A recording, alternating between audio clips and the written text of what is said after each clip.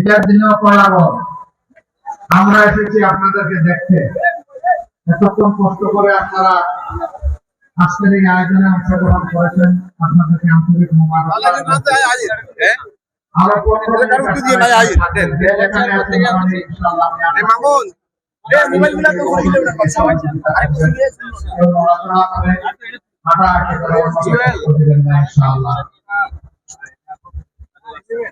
আসন্ন নির্বাচনকে সামনে রেখে ফেনীর আসন সমূহে যাদেরকে 11 দলের পক্ষ থেকে মনোনীত করা হয়েছে, এ ভাইদের সমর্থনে এবং গণভোটের সমর্থনে আয়োজিত আজকের এই বিশাল জনসভার সম্মানিত সভাপতি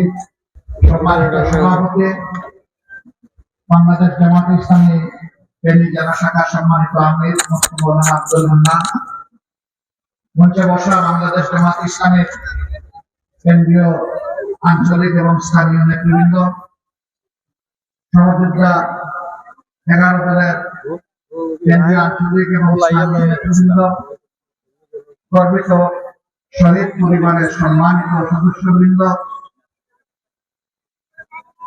জুলাই যুদ্ধে অংশগ্রহণকারী বীর যোদ্ধারা, বিশেষভাবে যারা আহত এবং সংযুক্ত বরণ করেছেন আমার সহকর্মীবৃন্দ, ফ্যাসিবাদের 15.5 বছরে যারা নির্যাতিত হয়েছেন, মজলুম হয়েছেন, সেই সমস্ত নতুন নিবাসী সাংবাদিক বন্ধুগণ,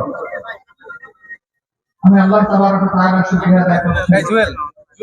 আমরা একটি 36 জুলাই পেয়েছিলাম, এই জন্য আজকে এখানে দাঁড়াতে পারলাম। নাকি ক্ষুধা দারিদ্র বেকারত্ব মুক্ত বাংলাদেশ গড়ে তুলব।